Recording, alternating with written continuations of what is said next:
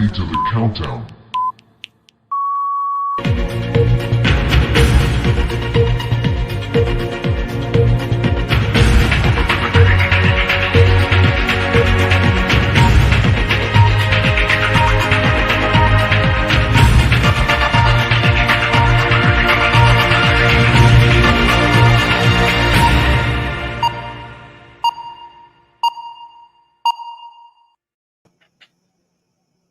Facebook family and friends, what's happening, everybody? How's it going? So we're back here on Sunday. Back here Sunday, 8 o'clock.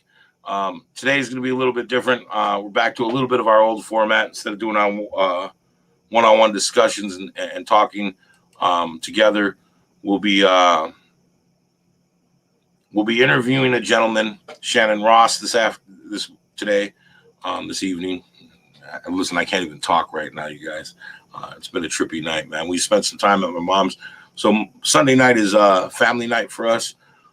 We take the kids. We go over to my mother's house, hang out with my sisters, my niece and nephew, and have dinner and chill. So we came back, and we're running a little bit behind. And so while we were running behind, we had both cars. Lizzie had the truck. She had her truck. I had my truck. And it was funny because we get home and we hear this weird click. And we realize the door is locked and Mateo's still in the car. And we got AAA, but who wants to wait 45 minutes to an hour for AAA to get here to unlock your car? I'm not calling 911, So I pull out all the skills from East LA, and Lizzie goes, "Can't you break into a car?" I'm like, "Yeah, I can break into a car." So we had to unlock the car, and then I had to rush in here to get to our feed. So we had a few minutes with Shannon behind the scenes. We're going to introduce him and bring him here in here in a minute. Last week we had talked a little bit about founding a nonprofit. Jim Pease will be back with us next week. He had to work this evening, so his schedule was changed.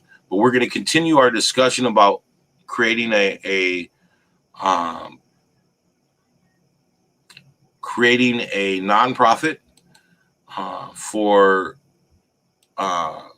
men and women coming home in our community, so that we can continue to assist and help them join into our community. So definitely look forward to that next week. You guys know it's been a rough couple months, still dealing with what we deal with, but we're doing it in a good way. We're making sure we're moving forward together as a group. So, I love you guys. We're going to introduce Shannon here in a second. Shannon Ross. He's the president of the community. He served 17 years in prison for something that happened as a very young teenager. He did his time. He came home. He's worked very hard to better his life. He began a fellowship grad student. He's a fellowship grad student at the UW Milwaukee. He's a fellow with the Wisconsin Declaration Platform. He's also a member of the Reentry, Rising Milwaukee, and Unlock Higher Education. So why don't we bring him into the feed? We'll start the interview now, you guys.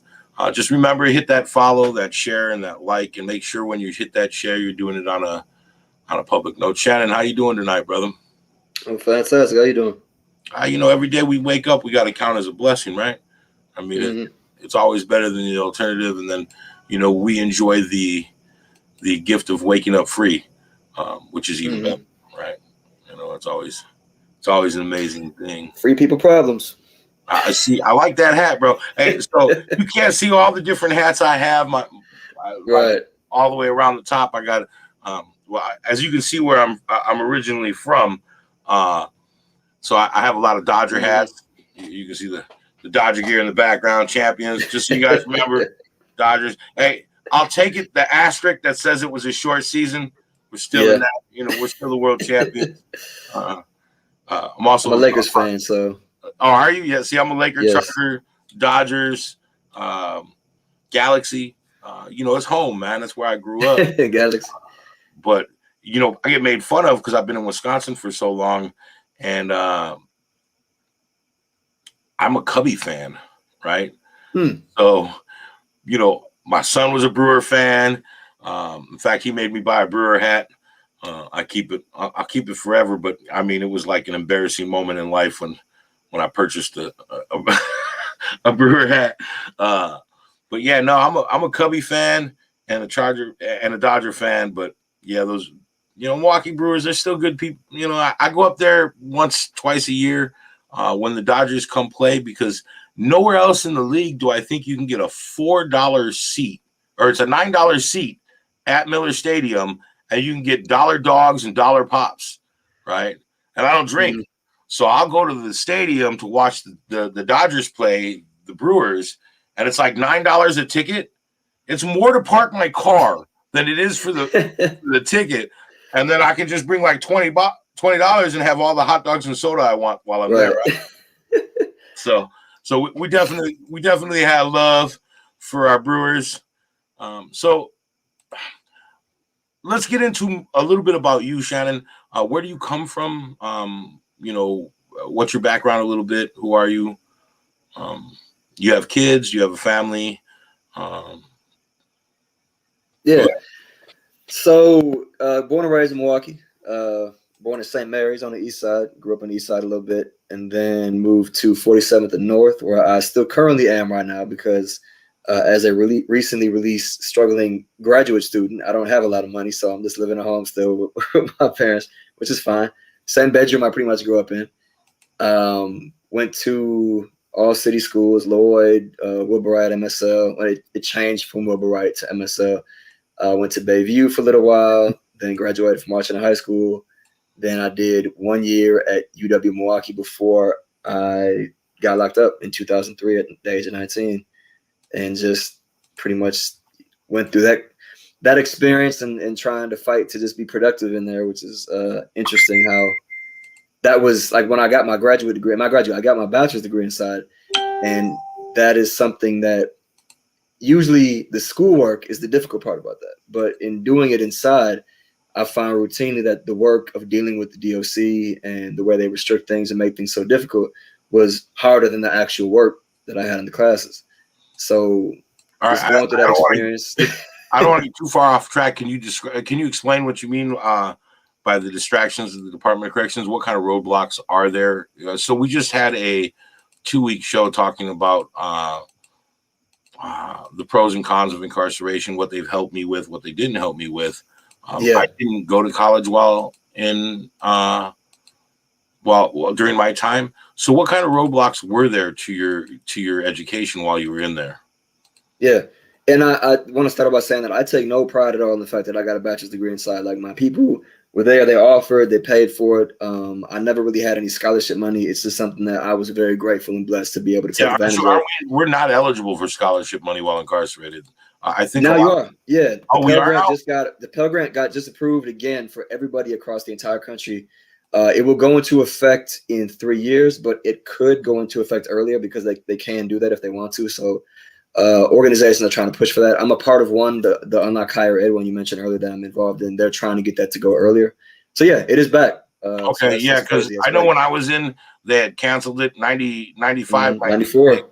Yeah, they just stopped funding us in 95, 96, and that was my first year in, and I was still savage. So school wasn't something I was right. So what kind of roadblocks what kind of roadblocks were there? So one of the areas was with textbooks. Textbooks are a racket. They charge you an immense amount of money for like $300 for a textbook sometimes. Out in the world, you can borrow somebody's, you can get them used, you can rent textbooks. All these things were pretty much not allowed inside. So if you had a course, they almost forced you to pay double the price, or sometimes like 70, 80% more than you could actually, no, not 70, 80%. That's bad math. Like about 3-4 times more than you could have got it out in the world, if not for free sometimes in the world. Because you can't even really lend somebody a book inside. So even if somebody or Sally had the book, they couldn't let you use the book. You'd have to every day get permission from the officer to let that person use it. Then at the end of their shift, give it back. There's a whole bunch of crap. So that was one example of what they did. Then you have to get every single course approved. So you have to go through them to get approval just to go to another school. And I went through a total of 8 schools while I was in because I had to chase just cheaper rates. Like one school would have a different cost for a class that I needed for my degree. And you were constantly finding different schools that had different prices, and prices were going up, and classes were not being offered via correspondence anymore routinely. They'd be offered just on the internet. So every year you were losing more opportunities to take classes. So those were some of the examples. Proctor, if you wanted to get an exam, you had to have somebody in the institution proctor the exam. So you would have to deal with them. And when they were, available or when they wanted to do it, they had to be in control of, if you got some scholarship money, you'd have to go like through them in a sense. So it was just a variety of little headaches you had to deal with.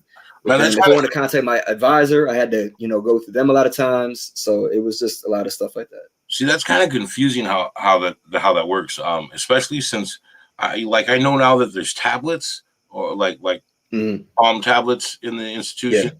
I actually email a few of my friends. I know when I was in, there was zero internet contact whatsoever, right? We couldn't have emails. We couldn't have, downloadable music. None of that was allowed while I was in. You had your radio, right? They took our cassette tapes away in the 90s while I was there. So they took our cassette tapes, and then, they just kept taking and taking and taking. And we had been begging for tablets or some type of system to electronically contact our family.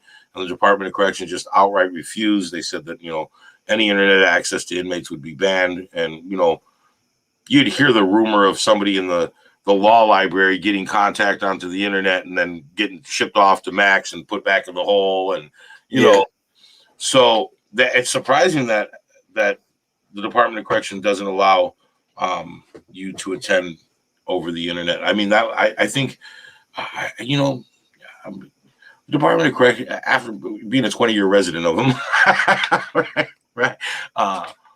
You'd think I wouldn't be surprised by the stupidity, right? Yeah. But we are. They have been with the MATC program. They have allowing something similar, but it's not really an internet correspondence setup. So they might be more open to it over time, but as of right now, it's still not. But they have like a close thing they do with MATC. Okay.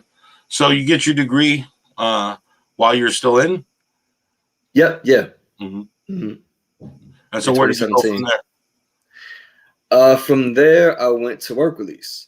That was kind of the last thing that they were waiting on for me to finish because I never took a vocational course. And when I got locked up, every time you go in, they give you these courses. They'll give you needs, behavioral, vocational. Yeah. So I didn't have any behavioral needs that they deemed. I didn't need DV or I didn't need any CGIP or anything substance abuse wise. But because my crime didn't really involve any of that. But they deemed that I should take a vocational course. And for the entire time I was in there up until 2016, everywhere I was, they never brought it up. They never cared. I even went to Jackson one time. I was sent there to take the culinary program. And I get there and I apply. And in the application, I'm honest. I said, because they said, why do you want to take this? I said, how would you use this when you get out? And I said, honestly, I don't see myself ever really using this when I get out professionally, but I am very interested in cooking and I would like to take the course.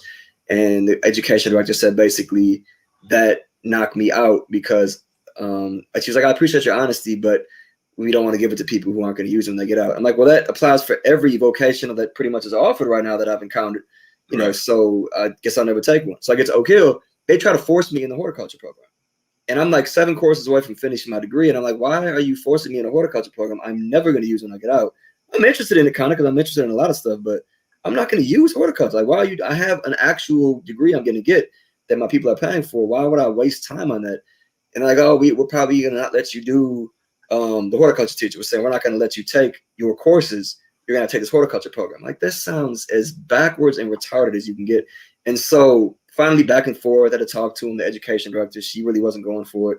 And eventually they just gave me a delay. They said, okay, in 9 months, when you expect to be finished, we'll make you do this horticulture program. So fortunately, she was gone by then. And another education director came and it's like, no, that's ridiculous. You're good. Your degree should count as a vocational program. And so absolutely. Yeah, I mean, it was just hilarious how some of the stuff you have to do when you're dealing with them. So I don't know if it's still that way everywhere. They've been kind of getting better about things, but I'm I'm not assuming it's better than a lot of places. I know in my dealings with the Department of Corrections over the last 8 years, there has been a slow cultural shift. Yes. Especially with their probation and parole officers, right? So we're getting a lot more probation and parole officers who we work with and who we talk to and who I'm friends with, who are more of the mind of correctional than penalty, right? So they're more focused on what they can do to help their clients. They refer to them as clients now.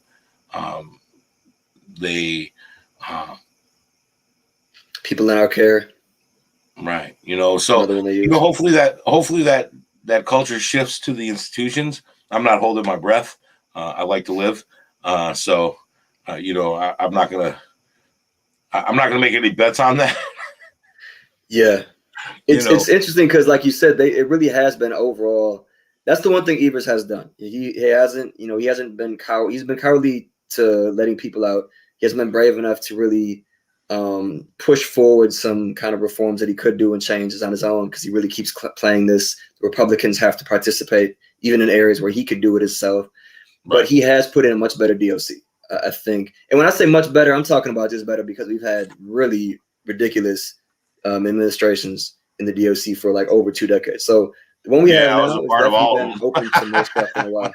Yeah, right. I went from Tommy to Doyle to Walker. Doyle to Walker, and man, I remember when Walker was elected, half of the older staff retired.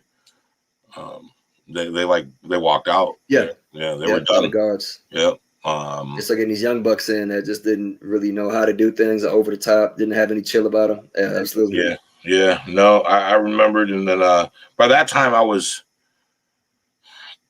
in Sanger B, and I was working work release, and I was there for several years. At Sanger B? Yeah. So they didn't have a cap at Sanger B. Like, they didn't have a financial cap. I paid off, let me see, I paid off $80,000 in back child support over the years that I was there. Paid off all my court fees, my fines. I came home with a nest egg. But I worked hard. I worked for the iron foundry. I melted iron. Oh, you were there? When I wasn't there, but with our newsletter, we keep tabs on a lot of stuff around the state. And so as of like 5 to 6 months ago, it was still going on. But then, COVID, who knows what jobs and contracts are going to remain. Well, I know they go back. I keep in contact with Aerocast, and Aerocast still. So I opened the doors to Aerocast for Sanger B. I was actually one of the first inmates to make a lead position and then a supervisory position while incarcerated. So I moved up the chain, and then I started training new employees, which was really weird. I knew the job, I knew what I was doing, but I was still an inmate. And so, especially after almost 2 decades, the mentality, it's like, civilians are above us, right? And that we get that thought process, and that's part of the incarcerated plan, right? That's the plan of incarceration, is to make us feel as if we were a secondary citizens. And now I'm in charge. Not even citizens at all. Right. Now I'm in charge of them. And I would talk to them, and I'd be real open and honest. Hey, just so you know, I'm here through a work release program. But you still got to do what you're told. Right? You still got to do your job, man. And, I'm going to try to make it so that you know how to do your job without dying.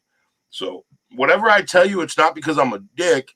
It's because I don't want to have to call your family or explain to your family why you didn't come home tomorrow. Yeah. Right? The iron foundry, it was a deadly job. It's one of the top 5 deadliest jobs in the world. We're dealing with 3,000 degree iron pouring, like splashing down past your face, right? Well, one wrong move and you just don't exist. Like, it just melts your body with. So, it was serious shit. And I never thought I would be in a position to work a job like that. But yeah, I went home from Sanger B. It was a unique experience for me. A lot of the officers that were there knew me from the beginning of my bit from Green Bay Max. They had moved their way up. and made it to, because officers got to make it to minimum status too, right? You can't Right. be Yeah. a rookie heading into a minimum unless you're doing Gotta be a training, sergeant. right? So a lot of the officers were there. I knew from the beginning of my bit who knew me when I was vicious. I wasn't a good human being. And I was always willing to put my hands on them. Right? There was no hesitation. I remember a captain telling a rookie in Green Bay Max, he was telling me to tuck my shirt in, and I stopped to look, and the captain said, just keep walking, Bigfoot. Because they didn't even call me Seymour. They called me Bigfoot by my nickname. And I turned and I looked and I went to the chow hall, and I heard the captain says, don't speak to him. If you're not, call a sergeant, don't speak to him. And I just went to chow. So these were the officers that were running, the minimum when I got there, and they knew me, right? They were like, damn, you made it to minimum? And I'm like, man, you don't know me anymore, bro. You don't know what my drive is. You don't know what my goals are. I'm going home. Yeah. So I worked as hard as I could to make it there. But yeah, so yeah, Sanger B didn't have no cap, man. I was blessed to go there, and it was hard at the same time. I'm 3 hours from my family. I didn't get many visits throughout my bit, except for the 7 months I did in RCI. My family was poor, like most of us. So I didn't get to go. So you get your degree, you get to minimum, and then you come home. What did you do when you come home? So explain to me first off, after 17 years, 17 plus years, you walk out the door for the first time. Yeah, 17 straight. Yeah. It was, I always imagined this real emotional release. Like when I was at Stanley for 5 years, just sitting up there 4 hours from home, getting like one visit a year, because when people had to drive 4 hours up, to buttfuck Alaska, basically where Stanley is, to come see me. And so, and I didn't want anybody to come see me. It's like on that road trip, if something happens, I feel terrible about that. Like, you came to see me and something happened to you on this 4 hour trip. So I always just had this real, I could imagine this real intense, tearful, and kissing the ground and hugging everybody and dancing release. When you go to see, I was at work release before I got out. I was at Thompson for like 10 months, and I was at Cheney for about 2.5 months. I got caught with a cell phone, and then I got sent to, and that's not why I got kicked out. I got kicked out because of enterprise. I had set up a business for people to do research for people that were locked up. So they didn't like that. So they had sent me to Prairie du Chien for the last 18 months of my time, which again, I would have returned to Marshall Shear, another work release in Milwaukee, but COVID happened and transfers pretty much stopped. So like the last 7 months, I just waited there knowing I wasn't going to go anywhere. So when I got out, having been on work release, having had a work release job at Opportunities Cat Food, putting cat food in boxes for 10 hours, standing on my feet, till 2:30 in the morning, and then getting my license, in Milwaukee, and having gone to volunteer at the church. It was not, it like lost some of the intensity. It's like I was just out there, like I was just, had people seeing me, and so it was just different. But I walked out, just my guy Brian picked me up, drove 3 hours to come get me, and I never really felt overwhelmed. I never felt like I had to kind of make up for lost time. I didn't really have a meal that I was trying to eat. I was trying to make up for all these ideas and goals that I had for so long that I couldn't do. And it's like, now, where's my cell phone? Where's my laptop? Let me start calling people, making these connections. All these people I had to go through other people for 3 months for, I can reach you now in 1 minute. So all these things, like that was my goal. That was my whole energy was behind. Not like so much enjoying freedom, but enjoying the autonomy that I finally had to build and create with all these resources out here. So it was a different kind of release, I think, than I would have ever expected, and that I think most people imagine when you get out after 17 years. It's not the greatest story, I feel. It's kind of like I went to Quick Trip. I didn't realize that the gas stations became grocery stores. That was shocking to me. I walked in, I'm like, what the? They got a Walmart and a Quick Trip? Like, what is this? Yeah, they got fresh fruit. Like, what is this? So, yeah, I bought some cheese curds and an apple, and I was like, that was my first meal. Like, I didn't really have any fantastic story. Yeah, no. So one of the reoccurring themes we hear when people get out is release was different than what they thought it was going to be. It was for me too. I went home straight from Sanger B, and the sergeant. You already know. First off, the nervousness of the night before, right? Yeah. So I didn't sleep. I had been up all night Yeah, long. it was hard. Right, the laying in week my the week right. before it was like, yeah. Right. I paced back and forth in my cage. Uh, the COs were really cool. They let me go sit in the day room and watch movies because they'd play movies all night, and I didn't have anything. Everything was packed up, and so they let me go sit in the day room and watch movies, and I couldn't focus, and I kept thinking that morning was going to come and they were going to tell me it was a mistake and give me my stuff back. And I was supposed to leave at 9 a.m. 9 came and went by. 10 came and went by. 11 came and went by. And there's still no sergeant there to pick me up, right? And I'm like, I was right. It was a mistake. They called chow, and I'm like, you know what? I'm just going to eat lunch, man, because I'm not going anywhere. And so I sit down, I get my tray, and I see some sergeants walk in and go, a stranger go to the office, and I sit down with my meal. And I remember what it was. It was tater tot casserole. We had a sugar cookie, an apple, a couple pieces of bread, and a salad. And I love tater tot casserole, right? I'm a fat guy, so I like food. And I'll be honest, Wisconsin Department of Correction, the food isn't horrible. No, Yeah. I agree. A lot of people come out, they'll come out and they'll talk about it's so terrible in there. I'm like, man, I lived off of that stuff. Like I lived off of the state as much as possible. Right. So I wasn't gonna use my people, I was gonna use them. I looked down at my tray and I heard them call out, "Seymour, Bigfoot, come to the bubble." And I'm just about to eat my tater tot casserole. And I look up and I got a couple of homeboys sitting down there at the table with me. And they want the tray. Right? They're like, "Bro, you finna eat your cat?" "No, man, go ahead." And I got up and I hugged like 15 guys, and I walked up to the desk and the sergeant said, "Hey, we're gonna take you home tomorrow." I said, "Damn, I just gave my tray away." Right? And the sergeant laughed and he goes, "No, bro." He was like, "I'm joking." He was like, "You ready to go?" And I immediately put my hands out for cuffs and shackles. Right? I put my hands out. And he says, "Bigfoot, you're a free man now." He was like, "You don't get cuffs and shackles." And I was like, "But I'm going in a state vehicle." And he was like, "You're good." He was like, "We're going to run you down to Racine. We're going to get you to your PO's office. They're going to slap a bracelet on your leg. And we're going to take you to your house and you'll be fine, all right?" I said, "Okay." And we got into the van and I went to the back seat. I popped the back door, crawling into the back. And he stopped and he stood there. He was like, "Do you want to sit in the back seat or do you want to sit in the front?" And I'm like, "Well, aren't I supposed to sit in the back?" And he shook his head and he was like, "Just sit in the front, man." So we sat. He stopped at a gas station where they would cash my check because they gave me an out check of $65 and some change and said the other 60 grand would go to my PO. And I said, "Yeah." He's like, "You hungry?"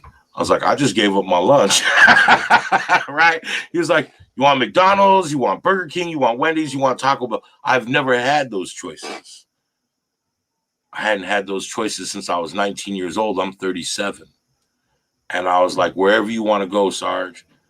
And he was like, he told me his name and I'm not going to say it. He was like, "You can call me Mr." And I was like, "Thank you, man." He was like, "You want a pack of cigarettes?" I was like, "Hell yeah." So we cashed my check and I used my prison ID and they cashed it for me. And I got a pack of cigarettes. I got a tin of chew. I got a Coca-Cola in a bottle. And we stopped at, I think it was McDonald's because I got a 20-piece chicken McNugget and a Big Mac and banged it. And he drove me home. We put my bracelet on. He took me to my mother's house. He set it all up. He shook my hand. He said, "Hey, listen," he was like, "I'm here in Racine. I'm at the Workforce Development Center twice a week with men who aren't allowed to go by themselves." He's like, "If you ever need anything, just stop in and say hi." I was like, and I asked him, I was like, "Why are you being so nice to me? You know what I mean? You don't know me." And he was like, "Listen," he was like, "the less of you I have to drive back and forth to Workforce Development," he was like, "the better my community is." Mm. And he said it like that. And that's what made me start thinking, right? He was focused on the community, right? Our neighborhood, our barrio. He come from the same hood as me, my family did here in Racine. In Racine, they had what's called the barrio, right? And at one point, it was an all Spanish-speaking community. All of them immigrants from either transplants from Texas or northern Mexico. And so that's where my grandparents were from, my mother, my aunts and uncles. And when we moved here from LA, that's where we moved to. And he had grown up in that barrio. And so he was like, man, he was like, you know, the better you do, the better our barrio is, you know. And that was like, I expected to be crying. I expected to, you know, kiss the ground. And I was in such shock, right, at everything, the way cars looked, the differences that were different but the same in Racine. Like when I came to Racine, it was the same but different. Like there was buildings that weren't there when I left, and there were parking lots where there were buildings when I had left, right? And I'm like, man, that's different. But at the same time, when we drove through the hood, because my mother still lived in the hood, right? You know, it's the same corner store that we used to stand in front of and drink 40s and shoot at people, right? Sell dope. You know, it was the same spot. You know, the high school looked the same. It was the same dirty ass parking lot across the street where we used to beat each other up and recruit other gangbangers, you know. All that was the same. And then it was really shocking because when we were driving down Rapids, I seen one of my homeboys from high school, and he was still in that parking lot hanging out with high school kids, right? And all dipped off and all in colors and all hooded up. Like he was still 17, and we're driving past, and I recognize him. I'm like, did he ever leave there? Does like he sleep in the parking lot? He's 40 years old and he's still hanging out at the high school, right? So things are the same. But yeah, there was none of that. You know, I hugged my family. You know, there was a bunch of people over at my mother's house when I came home who had been waiting on me for 20 years. But it was just shock, you know, shock and fear. Like fear. I don't know if you experienced the fear part, but there was a lot of fear in my first few years home. And we find that's reoccurring with men who come home after long periods. Not knowing our place in society, not knowing our place in our family, not knowing our place in our community. And that was a big fear for me. Yeah. So you got home. I get that. You got home. You got you some food at Quick Trip, which is, listen, I'm a part of the Quick Trip Enthusiastic Club, bro. So when we see a KT, bro, we get happy. So you're home. You're free. You got your Quick Trip. You wake up the next morning. What does Shannon do? Well, the next morning, let me see. I was released about an hour and a half early just so I could make my first class. So I actually was rushed home just 3 hours so I could make I was already like, I had missed like 3 weeks of class already because I got out about 3 weeks into the semester. And the next day, honestly, I don't even remember what I did the next day. There was somebody, I think, that they were talking about having an article or a book or something talking about the second day out and about how like everything the first day is a party and it's all this, you know, over the top feelings and activities, a lot of times plans. And the next day it's like, okay, life hits you. You know, what are you going to do now? Who writes these fucking books, bro? Who writes these fucking books? I didn't party my first day out. I cried. I mean, I guess it's not so much that people always do, but it's like the first day out is you kind of like can chill and enjoy it. But the second day is when, you know, you can't keep doing that. At some point, you're going to have to just start becoming a person, and the dust is going to settle and people aren't going to keep helping you out because they're going to expect you to just, you know, figure it out. So I don't even honestly remember what I did the second day, but I can't imagine it was anything different than the first, which was just trying to dive in as much as I could into all these opportunities and the technology and I wasn't even with seeing a lot of people. Like people, if you weren't around the whole time I was in, I'm not all trying to go and just visit everybody. Like it's, well, what's the big rush to see you now if you hadn't been trying to see me or write me or, you know, even send $10 here and there. So that wasn't even a big deal to me. It was just like I was so focused on trying to build this organization and trying to balance now this school that I was in and all these and entrepreneurial, just so much crap I wanted to do. And I was saying yes to everything. I just only recently started saying no to some things because I realized that I had gotten as close to the wall as I want to get without hitting it. So, yeah, that was really it. Just constantly trying to make these connections and build this organization and change really the way we approach reentry, reform, abolition work in this state because we're a backwater when it comes to that stuff. Like we haven't done anything. Other states are doing at least something. Not great stuff, but we have done nothing. So trying to change the culture and mentality and something going on here. But that was really what I was just focused. So tell us a little bit about the community. The community started out as just a newsletter. In December 2014 was the first issue. We had about 200 readers, piggybacked off of the mailing list from Peggy Swan for Forum for Understanding Prisons. Peggy Swan is an angel in this work. She's been doing it for a long time with very little support. She just has a passion for it that is out of this world. And so started that bit by bit, grew into now we have between 9,000 and 10,000 readers inside. It's the most widely read publication in the Wisconsin prison system. It's all email now, currently. It went to all email in 2017 when the email started with core links like you were speaking about earlier. And then the tablets made it even easier.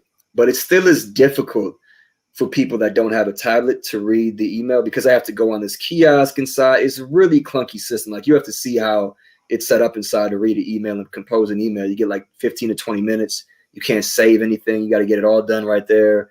These buttons don't work a lot. Like you're pressing over and over again for a freaking F to finally hit.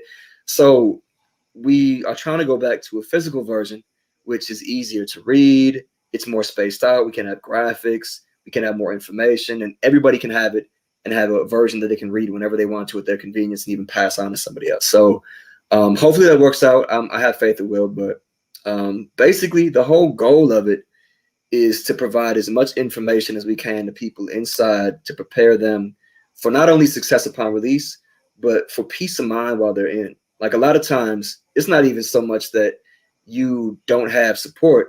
It's that you're in this place where you're not getting just basic information about the place where you live at. Like the staff won't even tell you. The social worker won't help you. You can't even get basic information about where you are and what's going on there.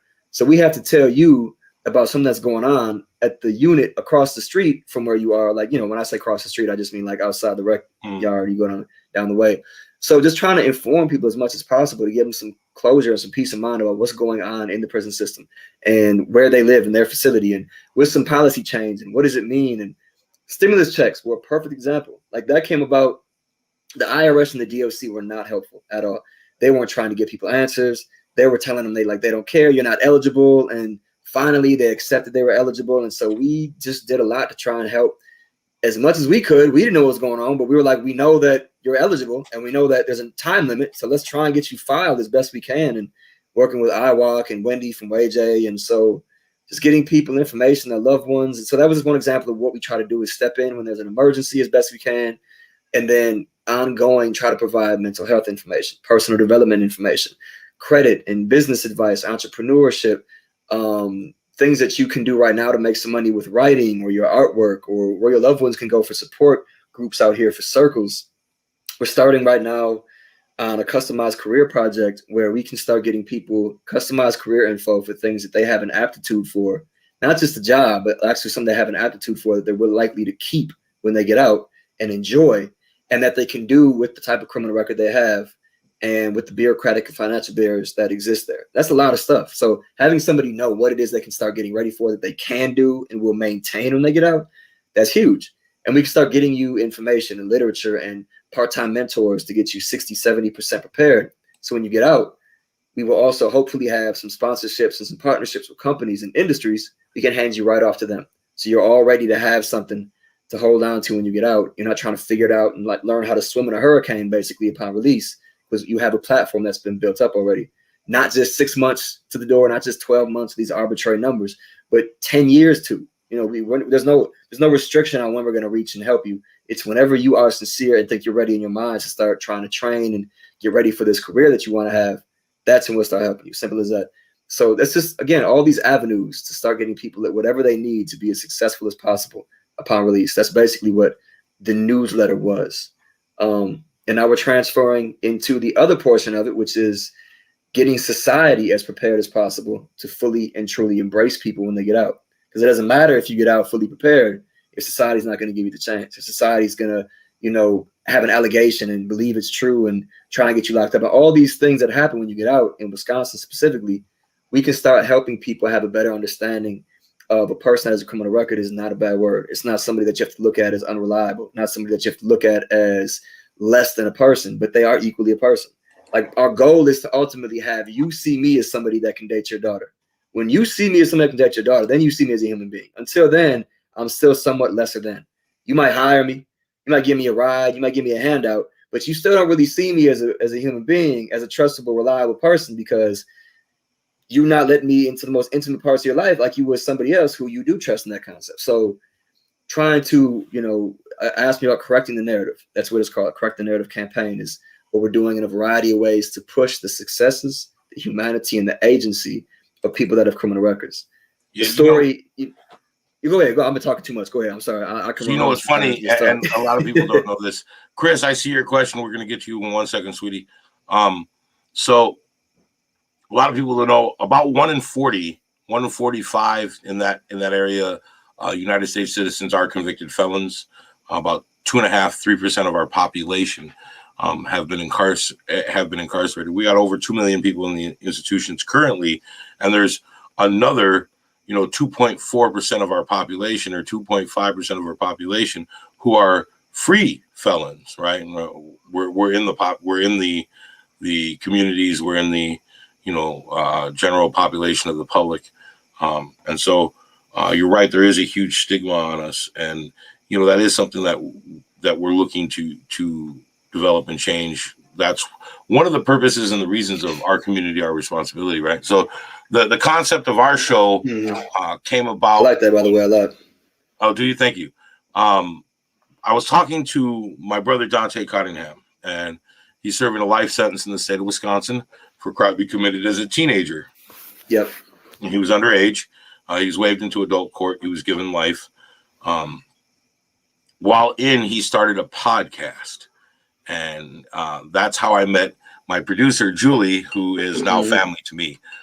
We love her. She's been, the last time she was in the States, we got to see her. She got to meet the kids. She brought us some biscuits, which are cookies, by the way. I mean, I was good with biscuits, too. You see, I'm a fat guy, bro. I'm in a B cup, I'm good with that. But no, biscuits are actually cookies, and English cookies kick ass. We loved them. She brought us a couple of tins. And so we were talking, and we were on the podcast, and we were talking about the program I'm a part of, Formers Anonymous. So Formers, and we've done quite a few talks about Formers. Formers is a program that focuses on criminality as a primary addiction. And now the DSM-5 counts 6 addictions, yeah. And when they classify sex, gambling, drugs, alcohol, shopping, and video games. Right? Video gaming are the 6 accepted mental health addictions, and all crime and all other things are symptoms of one of those 6 addictions, right? And actually, as a program, we contend that that's not right. That criminality in itself can become a way of life and addiction. Street life can definitely become the primary source of the addiction without having any one of the other be cut my butt. Yeah, shut up, Chris. I ain't moved to a C yet, girl.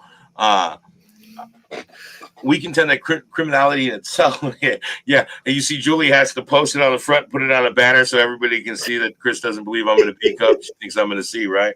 I told you, bro. My viewers are savage. Right? They are savage. So we contend that addiction, that criminality in itself can be an addiction. And so what our focus is supporting those of us who come home without judgment, without without giving advice, right? One of our beliefs is that we don't give advice. We do sit down and listen, and then we try to teach based on our experience, right? Well, this is what happened to us, right? This is how things went for me when I did things this way. I had a positive outcome for my life for that. Hopefully, you can take what you need from it and do it. The other thing that we do differently is we removed religion from our program. So there's no underscore of Christianity, Islam, Buddhism, Taoism, Native Americanism. Religion has been removed because, as you know, that's a big barrier for men and women in the institutions. I'm not going to that. I'm not Catholic. I'm not saying the Lord's Prayer. Whatever reason it was, that became a barrier to people in their recovery. So we decided, our founder decided to remove that as a barrier, and we replaced it with spirituality. And we actually, those are double D's. God, I hate you, Chris. I've known her since I moved here, basically, since I was a kid, right? So she's family. So please forgive Coincidence Christensen for her comments and her vulgar discussion of my pecs. We'll call them pecs, for lack of a better term. What do they call them? Breasts, man breasts? I don't know. So that's one of the contentions we believe is that criminality in itself can be an addiction, and people who are trying to recover from that need just the same support as God, Chris. Need just as much support as an alcoholic, a drug addict, a gambling addict, a shopaholic, a sex addict, or whatever it is. And we've been very successful with that. That has worked for people like us, right? And the credible messenger part, I think, is huge. Yeah, you've been through it, and that's So Chris was asking if there are resources that you know of for men moving to another state. As far as I know, there's always a lack of resources. Right? That's the one thing we know is there's always a lack of resource for anybody coming home from incarceration. But are there resources for men leaving the state? Last I dealt with that, it was hard to find resources for people who are leaving our community, right? So I'm not sure. Do you mean going like resources in Wisconsin for those going to another state, or resources in your state? See, and that's what I think it is. You got to check your local state for resources because, spending our resources for somebody leaving us doesn't make sense. Right. Yeah. Right. So I met Dante when I was a juvenile. We were locked up for a short while. He dated my sister when we were kids. So I knew the brother before he came to the institution, and then he came to Green Bay with me for a while. And I'd always cared about him as a human being. We were from opposite sides, opposite mobs. We weren't supposed to be homies, but we cared about each other. We became homies, and we stayed homies, right? And then he was incarcerated. He asked me to do a podcast about formers. And so we banged it out. And he was like, bro, why do you do this? And I was like, well, listen, deep down inside, my feeling is if this is our community, it's our responsibility to change it. And so we got done with the podcast, and him and Julie called me back on the phone. And he was like, bro, you should do a show and name it Our Community, Our Responsibility. And I was like, what makes you think I can do a show, for one, right? What makes you think I'm smart enough to do a show? And two, what makes you think it would be of any interest? And so here we are a year later. We haven't been wildly successful, but we've, been successful. It's still all out of pocket. Me and Julie pay for everything because, that's the way it is. But yeah, so when he had liked the name so much, I was like, well, Our Community, Our Responsibility sounds great, but why don't we tailor it to Racine for now? And then what we can do is we can branch out and, have an Our Community, Our Responsibility Milwaukee, Our Community, Our Responsibility Madison, Chicago, Green Bay. We can get local people in, right? Because that's the point, right? When we say Our Community, Our Responsibility, first off, we're talking about our community, right?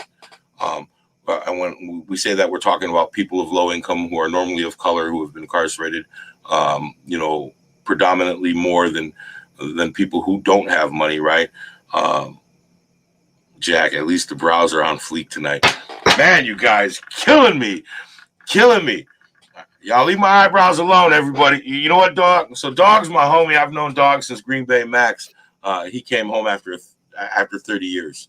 And he's doing well. He's doing great. He definitely reaches out when he needs it. We definitely love that brother, and we're so happy he's staying home. I'm not happy right now that he did point out my eyebrows have been done. Thanks a lot, Jack. I appreciate it, brother. I'm glad you're focused on my eyebrows, and Chris is focused on my double D's. I told you, bro, before the show, man, my viewers can be pretty sad. So as the community grows, right, and as you're growing, what are things we can do, right, to help you grow? I know we put up on the banner a place for donations, and you guys make sure you're sharing this public, everybody. Just so you know, I will not get notifications if you don't share it public. We only get notified of the public shares, and we'll definitely thank everybody for that as we go along. Let me say thanks to Bonnie, Mike, Chris. I don't know why I'm thanking you. Aaron, sweetheart, thank you. Jack, all the rest who have been on the show. You know, we like to stop and thank you guys for being a part of the show, being part of the community. So how can we help the community grow for your program? What can we do to help boost that, boost awareness? Where can we go to share it? Is there a website? Is there, are you a 501 nonprofit? What can we do to help you guys continue to do what you're doing to help both our community, right? Because you're right. You said now you're focusing on how to prepare society to accept us coming back into the fold, and how to help those inside come back and know that they do have a place in their community without having to walk with their head down. So we getting going in that work, one area is people who are really committed and who, like you, for example, if you know people who you feel are really trying to do what the uncomfortable outreach is the name of what we're doing, because it really is reaching out to communities that have historically been indifferent and antagonistic towards those who have criminal records and those who are fighting for reentry reform, abolition work, all of that. So we were doing these vignettes. We were trying to have people who are physically going to be at these events. We're going to focus on Waukesha coming up. So anybody that is reliable in the sense that they are really committed to this, because some people get involved, but they don't realize that if an opportunity comes up, and you know what I mean, like there are people who you were inside with that may say, oh yeah, I'm out here trying to do good, but then like, I know how you were just speaking a month before you got out, or I know how you sounded inside, or I know you're doing some stuff on the side that people don't know about. So we really got to be careful that at these events, the things we do, that we have people who are representing us very well. And there's a lot of those, and we just are trying to reach them and do these vignettes about them to show society their success as humanity and agency, to change this narrative, and to be at these places where they can communicate their story. When people ask about what is correcting the narrative in Waukesha, we need these good people, good men and women, good individuals, good people. So that's one. Anybody who wants to come on board and attend these events and have, a voice with us to, connect with people about correcting the narrative with demographics that usually are not part of this story, beyond the choir group, as we call it. That's a huge one. Outside of that, I mean, we're always looking for funding, but I'm not going to ask anybody for funding, because that's a much bigger picture thing. Like, that's people who have money that we need to be attaching to. So the smaller people, that are just trying to make it and trying to get involved, their energy is great, and just keep doing great things so we can keep showing that there are these great examples that people don't see a lot of times because of the pity narrative or the fear and danger narrative is what gets pushed so often.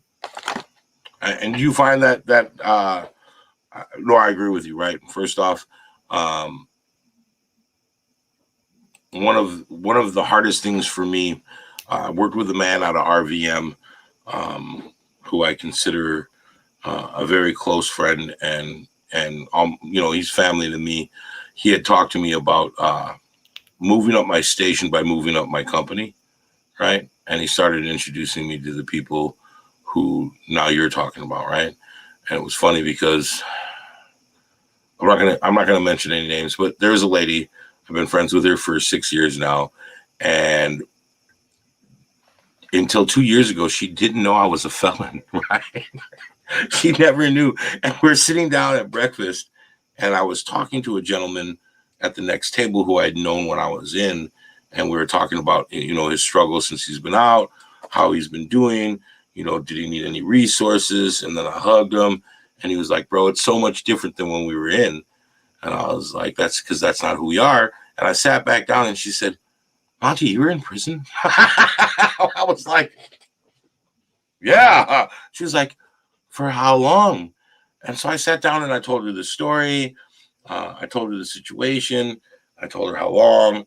And she goes, "I can't believe you would have done any of those things." And that was the greatest testimony to my recovery, right? Yeah. Like the fact that she couldn't marry the me she knew with the me who was incarcerated 20 plus years ago. There, and she still can't. We talk about it today, to the day. She's like, "I still can't believe you did those things," and I'm like, "That's good. That tells me that I'm on the right path. That tells me I'm going in the right direction." So if you feel this way about me, now, how many people have you avoided contact with? Yeah, you could have had the same deep love and respect and regard for, and this relationship that we have, right? She's one of my closest confidants. She helped me when I was first a single father with my 6-year-old. I was like, how many people have you lost in your life that could have meant something to you just because you knew they had a history, right? Those losses. And yeah, we're always going to get the ass monkey who comes out and does the same dumb, right. dumb shit. And honestly, my explanation for that to people when they ask about it, well, there's a place for them. It's called prison. They go back. They go back when they do the same thing. They go back, and I don't have any. I feel pity for the community, for the loss that that they created, because they could have been, they could have been something. I feel pity for the sadness for their family and empathy for their family. And I feel sadness for them in the sense that they couldn't see a better way and a better life. Whether that be because systemically we've been shown one direction for us as poor people, or, whether it's just because he couldn't see it because he didn't want to. I feel sadness for that. But, do over, try again, come back when you're ready. I'm probably much more conservative about my ideal and much more of a zealot about recovery than most, right? Like when we're in group and I explain step one, I always tell people step one's life or death, right? You either recognize the fact that you can't make it on your own and you need help, or you watch your life die, whether it be from in a cage, whether it be walking as a zombie with your addiction, whether it be in the grave, we're going to lose you, right? You're going to be lost in one form. Yeah. So you either make that commitment or you die. And sometimes, Samuel saying, hey, you can't be so militant about it.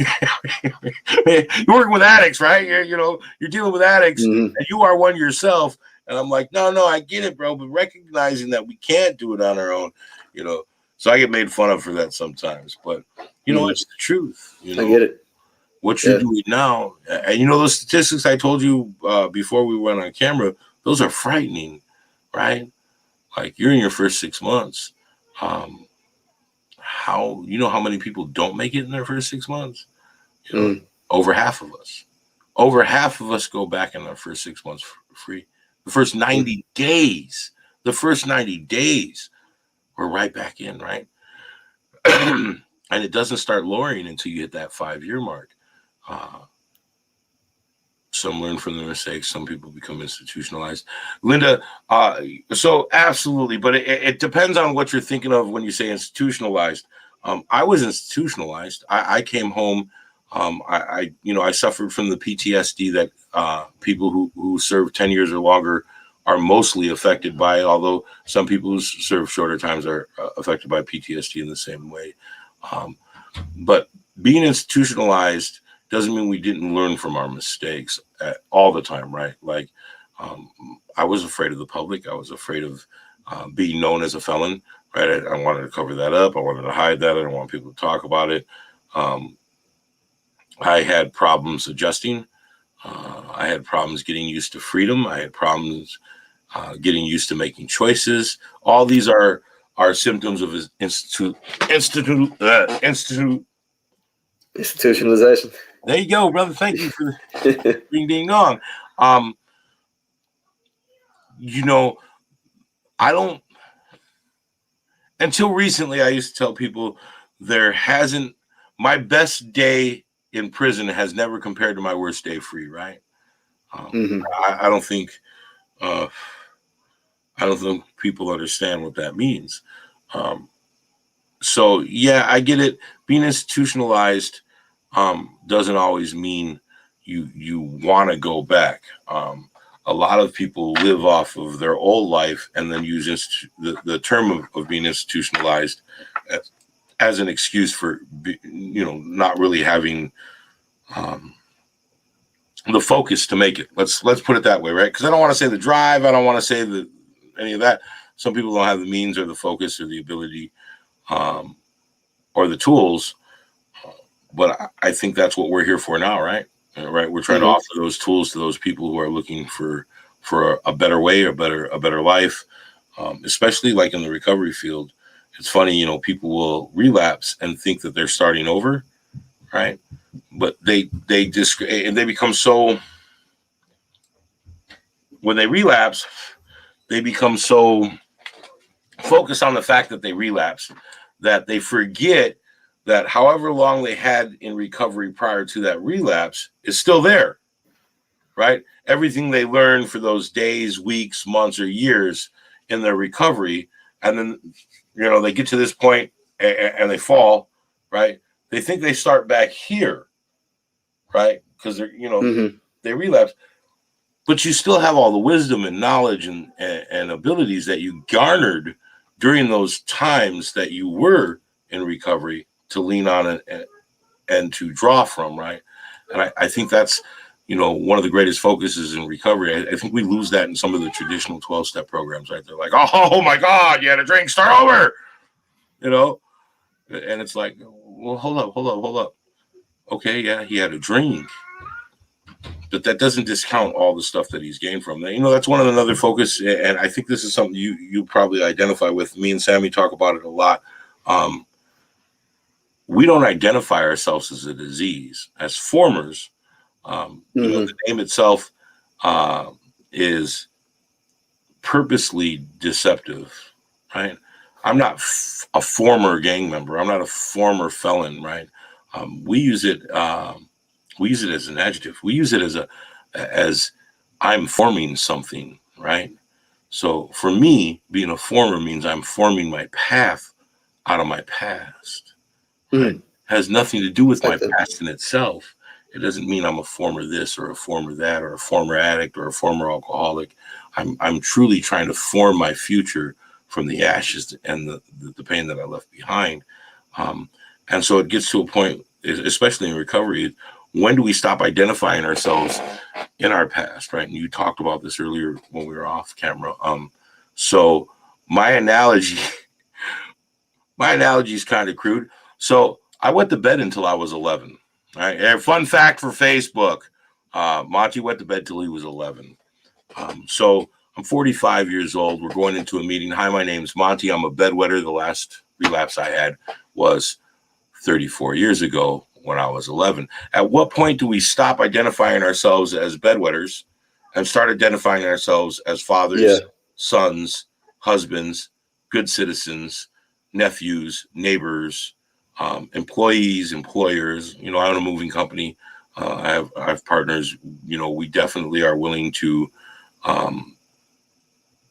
hire people from our past and our background and give them second chances. As long, we're obviously not going to hire somebody who was a career burglar, right, to go into people's homes and move them. This probably wouldn't be the right idea. But I would definitely, we've had men who have had, small pot offenses and drug offenses and things like that in their past who have needed that hand up because we have to at some point start recognizing that people are not what they were, right? I think that without that,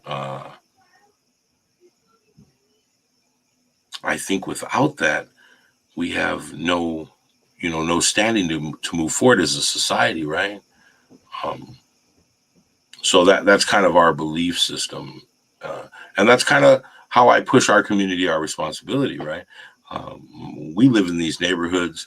We grew up in these neighborhoods. We grew up with the prejudices that are around these neighborhoods, against ourselves, against outsiders, and from outsiders in, right? I grew up East LA, went from East LA to South Central, from South Central to the Vadio and Racine. From the Vadio and Racine, I went to the deep north side, Kewanee and Geneva.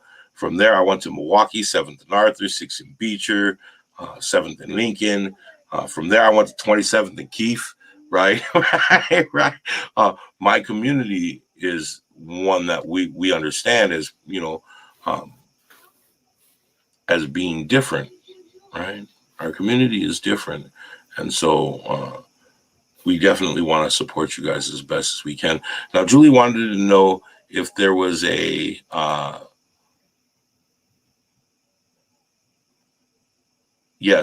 about a place to do donations.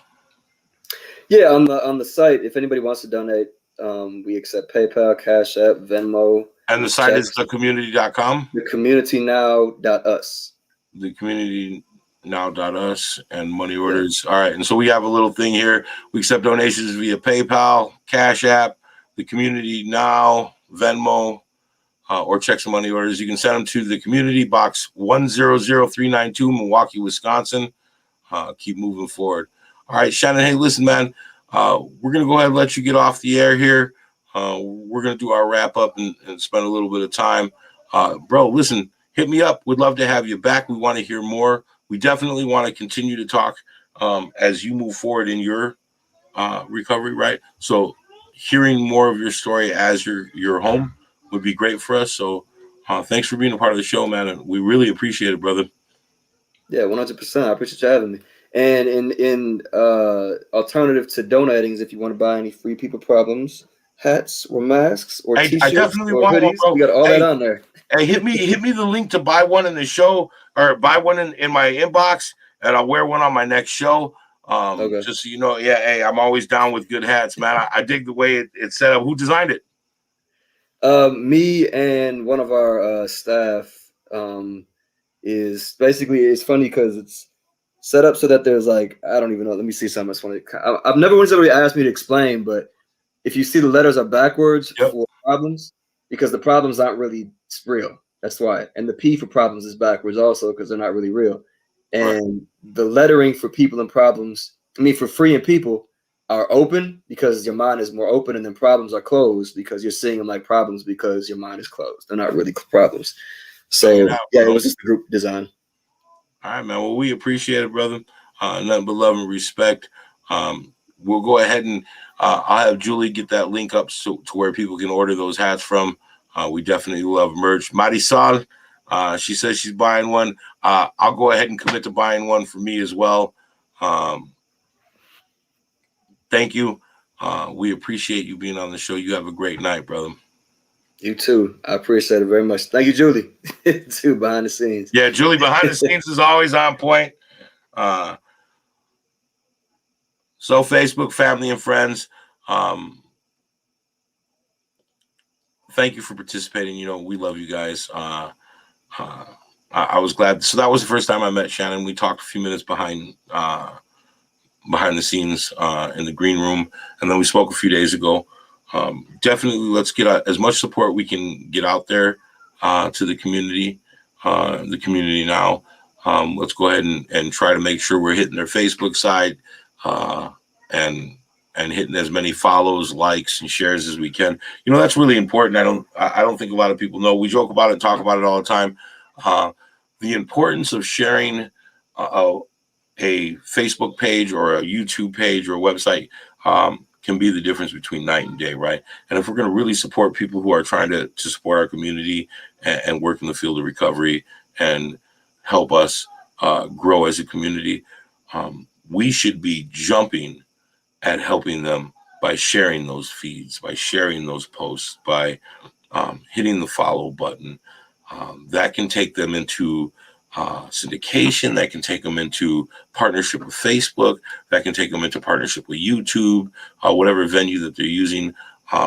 That can mean the difference between them becoming successful on a much larger scale, staying stagnant at a lower scale, or failing in itself. And if we're really focused on what we're going to do for our community, we're really going to focus on how we can help people out. We're really focused on how we can make things better. Then if it's free and we can do it and it only takes a second, that's kind of our responsibility, right? That's the running theme of the show. Our community, our responsibility. So make it your responsibility to share those things for him, right? And share those things for the community now.us. I'll take a look at it. And then all of you who've seen the hat, I dug the hat. You guys know I'm a hat person. I got a different one on every week, or close to every week. You got to go from East LA Monte to Monty, the here and there moving man. I'm always swapping them out. So we're definitely going to pick up a shirt and help support a hat and help support them and see if they have other merch for sale that we can help support them with.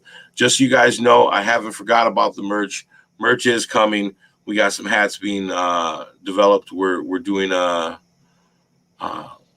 development on the hats and the logos. We definitely love what Julie has done with our logo.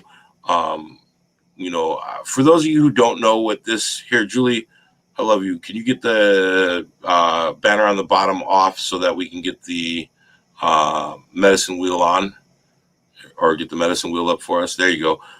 So this is a medicine wheel. For those of you who don't know, I am Apache. Our family's Native American. I do follow the ways that my people left for us. And so that medicine wheel is a complete circle of life. And so we want to incorporate that in our symbols, since we are talking about our community, and that circle is a part of our community. So I'm doing some development and some graphic designs with some great friends of mine, Steve and Michelle Struck over at Struck and Design. We're going to look to do some hats. They're the ones who do all of our company stuff.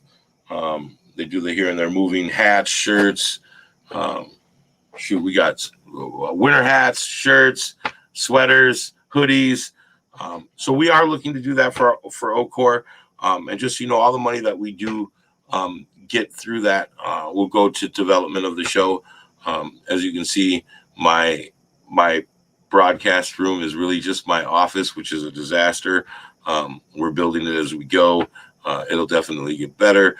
But we are looking and saving right now and investing in on-site cameras so that we can go on location.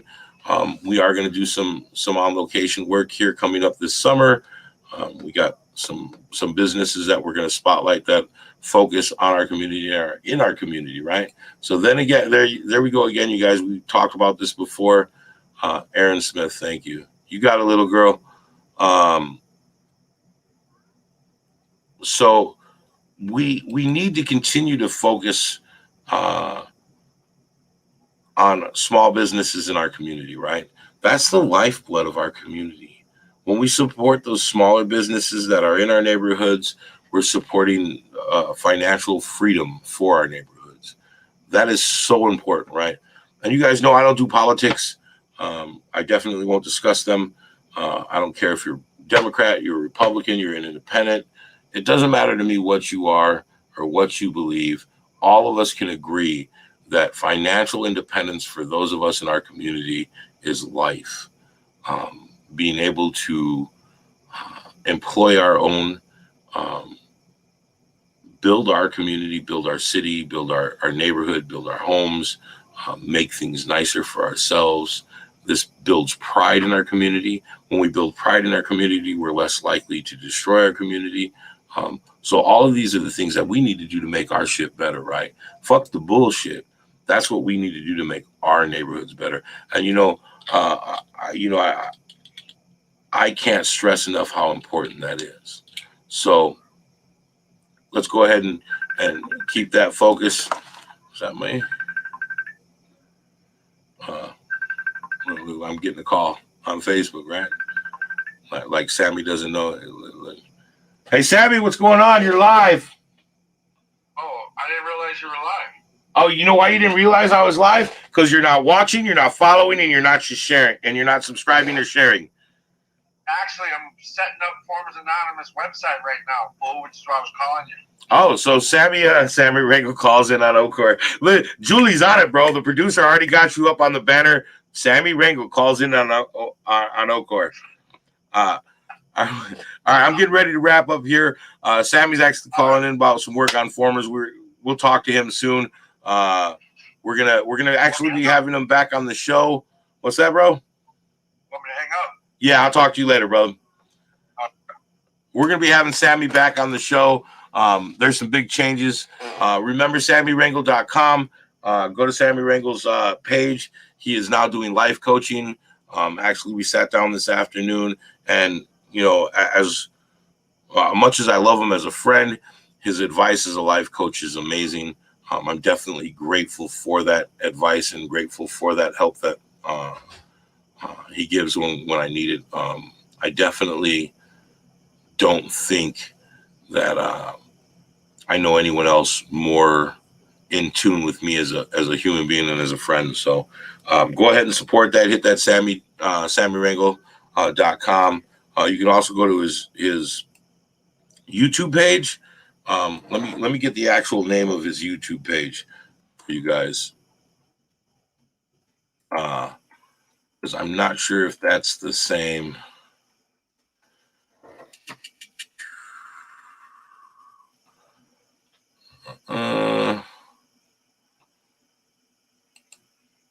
So that's Life After Hate and Sammy Rangel. So go ahead and keep an eye on that. Check that out. Life After Hate's an amazing program that he co-founded and directs. So, all right, you guys, we're going to call it a night. I'm going to go ahead and get something to eat, play with the kids a little bit before they got to go to bed. And I got to do cuddle time. Yeah, don't make fun of me. I do cuddle time. And my babies. So I thank you guys. I love you guys. I appreciate all the support. Remember, when you hit the share button, look over in the corner. And when you look up at the corner, hit the public button, right? If you're not sharing it on public, we won't know. Hit the follow button so that you always get our live notifications. And then just remember, every Sunday night, 8 p.m. we'll be here. Love you too, Linda. Miss you, sweetie. Julie's all the way over in London. So, crap. 9 o'clock here. It's like 2 in the morning there, I think. 2:15, something like that. They're 5 hours ahead of us now. When we fall back, when we go forward, it's 6. So it is what it is.